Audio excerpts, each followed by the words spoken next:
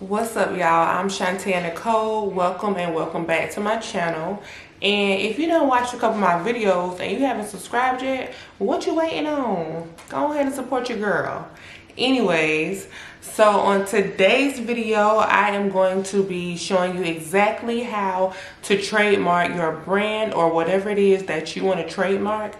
I'm going to give you a step-by-step instructional video on how to do that. So I have my brand trademarked. I did it all by myself. And if you want to do it by yourself without having to get an attorney or pay someone to do it for you, because it's really no need to do all that, let me show you how to do it. I'm going to be giving you a voiceover video on exactly what you need to do to register with the United States Patent and Trademark Office. And while you're watching the video, if there's any questions that you have or anything you'd like to comment, go ahead and do that below, and I will be responding to everybody's comments or everybody's questions. Maybe I'll make another video for it, or I'll just respond in the comments. So like, comment, and subscribe on this video. Without further ado, let's get into it. Okay, so first you're going to go over to the USPTO.gov website, which stands for the United States Patent and Trademark Office. We're going to go over the process first. So once you apply, then it's assigned an examining attorney. Then it is published for opposition, and if no one opposes, it is registered. So the difference between a trademark, patent, and copyright. A trademark is a word, phrase, design, or a combination of all of those that distinguishes your brand or goods from others, such as Coca-Cola for drinks. And some benefits: it protects the trademark from being registered by others without permission and helps you prevent others from using your trademark or something similar on their stuff. And a patent is basically for like inventions or something that you come up with, like pharmaceutical drugs, machinery, or what have you. An example would be a new type of hybrid engine. Copyrights are usually for artistic, literary, or novels, digital formats, films, things of that nature, such as like song lyrics, or if you write a book, of course. All right. And so a trademark is a marketing concept that people basically know it is your brand. So you can have a brand and it not be trademarked, but the trademark is what protects your brand so that other businesses or other companies cannot use it without your permission. And everything that I'm showing you is on their website as well. All right, so now we're going to go to, do you need an attorney? This is what it says on the United States Patent and Trademark's website. So it says, not everyone is required to have an attorney represent them. However, all trademark applicants and registrants must provide and keep current their domicile address. This lets us determine the identity of the applicant or registrant and whether or not they must be represented by a U.S. licensed attorney to file documents with us in trademark matters. Also, I'm going to talk about the benefits of hiring an attorney from their website. And even if you're not required to hire an attorney, just be ready to act as your own attorney. Or if it comes down to it, you can hire an attorney, like if you need to do some cease and desist letters. So the benefits include providing crucial legal advice, preparing your application, responding to any legal correspondence, and enforcing and maintaining your trademark rights, and shielding you from fraudulent solicitations. So you can read about this on their website as well. So next, how long does it take? It does take a long time. It took me over a year and a half probably. But on their website, you can check their current processing times and how long it's taking everything. You will get email correspondence letting you know different stages of your application as well. And you're going to get a lot of solicitation from attorneys' offices, just to let you know. But for the first action on new applications, it says it's taking 8.4 months for them to even look at your application. Okay, so it takes a minute. They're saying that they're having like an influx of applications, but for any area of your trademark, it does tell you the times that it takes to process, like if you're doing amendments or if you're doing intent to use trademarks or anything of that nature. This is all listed, the processing times. And before you start as well, please go over some of these non-fixable mistakes, such as you identify the wrong party as the owner, you incorrectly identify your goods or services, your trademark conflicts with an already registered or applied for trademark. So even if somebody else applied for their trademark and it's not registered yet, it may conflict with them, and theirs will have a registered date before yours, so most likely you won't get it. Or if your trademark is just too generic, or if it's just a commonly used phrase. And a lot of people try to trademark commonly used phrases that they are not using for their business. So make sure you go over all these non-fixable mistakes that people do so that you can avoid these errors. Next, we're going to go over the application filing basis. So there's two ways that you can file your application. One is if it's already being used in commerce, and the second way is intent to use. So basically, use in commerce means that you're already using your trademark and you are selling things or already providing services to customers. And then intent to use is when you have not started selling anything, but in good faith and intentions, you plan on using it in the future, the near future, that is. You can register your trademark, but this does take more steps because you're not using your brand yet. And once you start selling things, you'll have to go back in here, update your application, and let them know that you are now using your brand or whatever it is that you're trademarking. Also, one of the most important steps as well would be to first search and make sure that your whatever you want to trademark is not already being used. So you would click on trademarks and search. You can do a basic word mark search. So that is just for like standard characters, nothing, no special colors, letters, or anything. So I typed in my brand, and as you see, it comes up. It shows that it is, if it has a serial number, that means it is registered. And then also it'll say live. So this is a live registered mark. So therefore, you would not be able to trademark my brand name. Now also I'm going to type in something random and see what comes up. So I typed in street apparel and searched, and it says 1 of 28 results. So it's 28 records that have something to do with street apparel in it. Now on the side you will see live or dead. Anything that's dead you do not have to worry about. You can still register if it is dead, even if someone had once registered it. Now you can always go back and just search based off of live trademarks.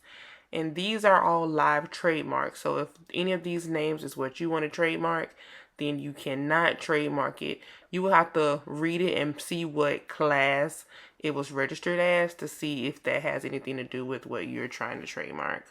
Also, you can trademark a name that somebody has trademarked already, but it has to be in different classes. So I can trademark, if Nike doesn't have a trademark for toilet tissue, I can name my toilet tissue brand Nike, and I can have a trademark for that, and they can still have their trademark for clothes because there are two totally different categories. So now I'm just typing in Nike so you all can see what a trademark that has a design with it, looks like, which was that. And this is their Just Do It, which is basically just a standard character mark. Nike has the swoosh and it has a certain font. Just Do It is just standard letters on it. And so that one is just for anything that says Just Do It on a shirt. But this Nike, you cannot have it based off that design and those letters, as you can see. And here are just some other examples of trademarked logos, basically. So if you have a logo, something specific like a color or special lettering for your brand, you can trademark that as a design. And yep, so these are just some known examples that you see all the time. And now that all of this important information is out the way, let's get back to the regular scheduled program. All right, so we are back on the home page. Click on trademarks and apply online.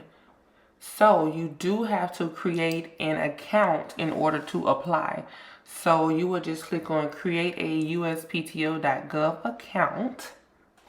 And it does make you do a two-step authentication to verify your identity. And if you want to see some form previews, you can click on the other page. But we're just going to go right in. And of course, I already have an account. But for you, you will be clicking on create underneath. And your page will look like this.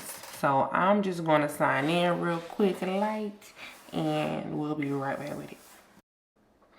So this is what your home page will look like. It just has a lot of information on here.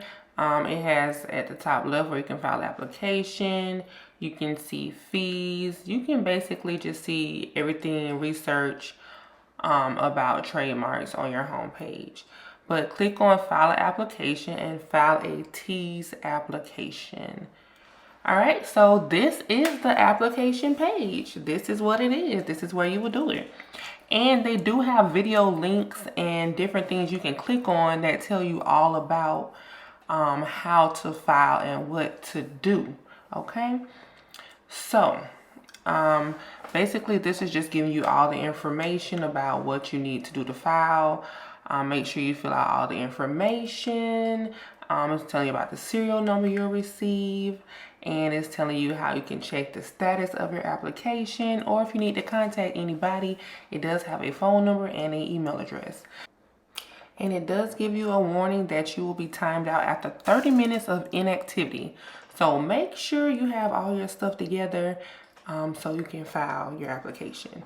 Now, there are two types of applications that you can file. It is the Tease Plus and the Tease Standard. Tease Plus is $250 per class of goods and services. The Tease Standard is $350 per class of goods and services. So I'm just going to interrupt this real quick and jump to that page so y'all can see what the difference between those two are. So Tease Plus has more requirements up front when you do your initial application, but it is the one with lower fees. Tease Standard is the one that is higher, but this one you basically can submit your application. Everything doesn't have to be done at one time. You don't have to pay all up front, and you can actually have the ability to write your own description of your goods and services. With Tease Plus, which is the least expensive one, you have to select from the options that they provide you for your goods and services. And then for Tease Plus, you have to provide all additional statements in your initial application. Tease Standard, you can go back and add additional statements later on once you have submitted your application. And for me, I did use Tease Plus. I found it to be easier and self-explanatory, and I don't want to have to go back. So back to the application, section 1 right there was just where you select Tease Plus or Tease Standard. And then section 2, if you have an attorney filing for you, you mark yes or no. In section 3, if you have anything previously saved, you can upload that, but that's optional. So this is the next page where you're going to put information about what you're trademarking. So first it's going to ask you about who the owners or owner is of the mark. If there's more than one owner, you can add them later on, but you need to put the first owner first. And so I'm just typing in stuff so you can kind of get an idea. So I put Bed Clothing LLC as the owner of my mark, and I put that it is a limited liability company. So the owner of your mark, I think, is better instead of having a person to put your LLC or corporation or whatever it is that you have it registered as with your state. And then you put the state that is in, you put the mailing address. So this mailing address right here is is public information. So you need to have a professional business address in this spot here. And in this spot, you can use a P.O. box if that is what you have listed for your business. And after that, you're going to add the city and the state, and of course the country and zip code.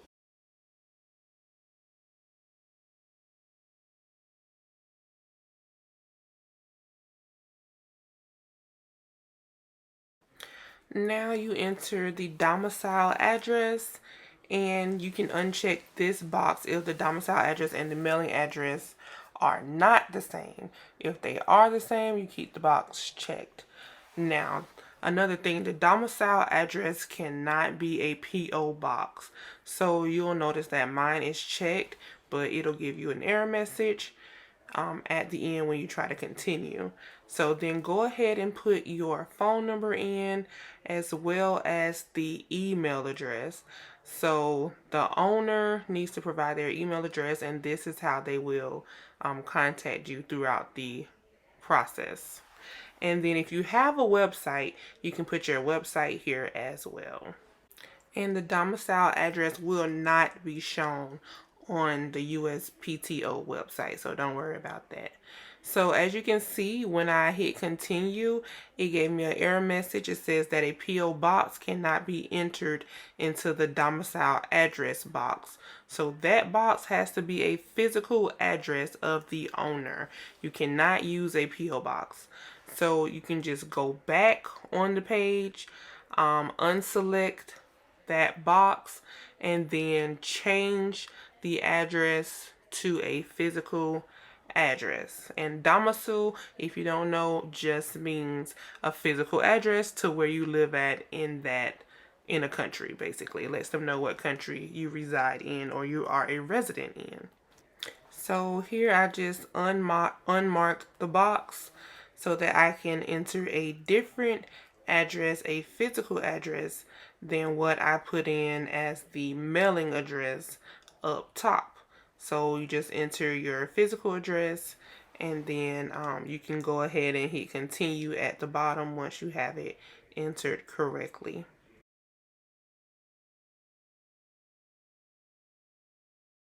So this next page, once you hit continue, is where you're going to actually put what your mark is. So your mark can be, you can register it as a standard mark for standard characters, which basically says you just want that name registered. It doesn't have to be in a certain font, size, or color. Then you can do special form. That is, if you do have a design or if you have special colors or lettering, you can do that. Or you can also do sound marks. So you can trademark a sound like a swoosh, or like the movie that has like the lion, they have those sounds trademarked.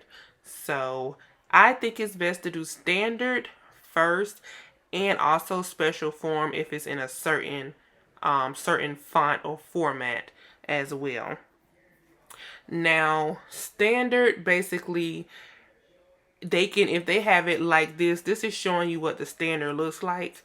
So if they have these words on there at all, you can send them a cease and desist because they're using your registered trademark.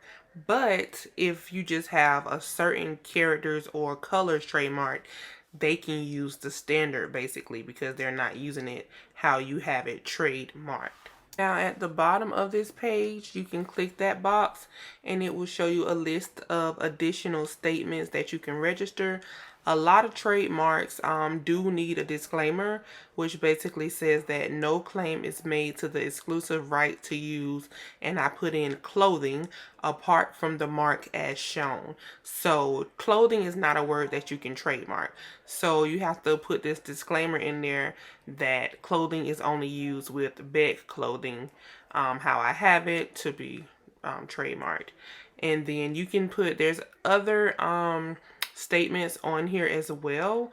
So you can, about current use or about the meaning of a word, you can check those if you need to, if your trademark requires that. And then if not, don't check it and hit continue. So this next page, you're going to start adding the goods and services that represent your brand or whatever you're trademarking. So you have to search the system. You can type in keywords or different things that represent your brand, such as you can type in clothes or shirts or socks or whatever it is. You can type in paper plates, or you can type in nail polish or whatever it is. Now, this is the important part. The class on the side are the numbers. So if they have the same number, like all of those have 0 to 5, all of those are considered one class. So that's only $250. If I were to mark 040 over there, that's another class. So you will be paying $500 if you do more than one class. So everything that has like the 0 to 5 is considered one class of goods or services. If it has another number on the side, that is another class, which is another $250 if you do the T's plus. Now, if you're doing T's standard option, that's where each class is $350. So I did this as an example. You see 025 and 040. So that means I will be paying $500. If everything is just 025, I only pay $250. And you can just check which one that you do not want and click on remove as I did, and it'll go away. Now you have to assign a filing basis. This is where I was showing you earlier about use encumbrance or intent to use. So you have to assign each class that you have on there a basis of if you're using it now or if it is intent to use. So I clicked on section 1A for it, which means that it's already being used. I'm already selling things with that name on it. And then you attach a specimen. And the specimen is basically just either a picture of your clothing or your brand or a label or something of that nature, and it tells you what is accepted and what is not accepted. And you would just attach that onto here as a specimen. I will say, if you are trademarking something like a t-shirt or a clothing brand, it cannot be what is called ornamental. So it cannot be something that is big on the front chest. That will get it denied, and you will have to resubmit a specimen before your application is denied. Now, I'm searching through here just to find something to pick just for this. But like I said, if you are trademarking, even if it is your brand name, but it's big across the chest, you cannot trademark that. It has to be either small, where a logo would be on your chest, or it would have to be like on a sleeve or on a tag. I'm letting you know because this happened to me. Mine was denied because I turned in a specimen that was big across the chest, not knowing. But I'm going to help y'all out. Do not submit something like that. After you have it attached, you have to check that box if it is a color specimen. But if it is just black and white or it doesn't need to include color, you don't have to check it. You do need to add a description of your specimen, and if you have a web page and you're trying to use like your web address or anything off of that page, you would type that in there. Now, here is where you would enter in the date of first use of your mark anywhere. So whenever you first ever used it or said it or whatever, you put that date here. Now, first use in commerce is different. So that's when you first ever sold something that had the brand name on it, or if you offered a services or whatever, whenever you first did that, and you go in and click assign filing basis. So then this page comes back up, and as you see, once I did everything, it now has assigned the filing basis of 1A, which means it is in use now. This next page is just the correspondence, and making sure you know how you are going to receive your correspondence and making sure it's correct. Or you can add a secondary email address in here because the primary one is already entered there for you from the previous pages.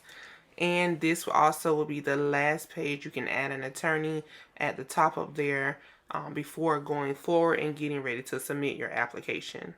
And if everything is correct on this page, you can go ahead and hit continue. You don't have to add anything extra. All right, so this last page basically is letting you know how much you're going to have to pay. It tells you how many classes that you entered. Mine says 1, which is the 025 class, and it tells you how much it is and the total. And then it gives you options on how to sign the form. I would sign directly, that is electronic. The other forms are going to take longer and they're basically not electronic. And then underneath you see a declaration page. It is statements that you need to acknowledge before you can submit your application. So just read over those and basically check the box so that you can go ahead, get ready to type your name in there, date it, and then you're going to put your name again, your position. So basically, if you are a business entity, like I put my LLC, you would put that you are the principal, or you can put president. And it does give you examples of what to put right there where I'm highlighting, so you'll know what you can put, what you're supposed to put there, okay? And then underneath all of this, you will put your phone number and then click on validate, and it will take you to the payment page. So I'm not going to click that because I'm not submitting this application. But yeah, this is how you do the whole application. And once you submit, it'll give you a confirmation and you are done. It'll also assign a registration number to your application to where you can go in and check later on, or you can wait to receive correspondence in your email. Alright, so on my next video, I'm going to be talking about responding to office actions once your trademark is looked at. So stay tuned for that. I'm not going to go into detail now, but I'm just showing you a little bit of what it's about. Now, like I said, like, comment, subscribe. If you have any other questions or comments, you can leave that down below. And thank you for watching. If you made it this far, I hope that you can learn and do it for yourself based off this video. Bye-bye.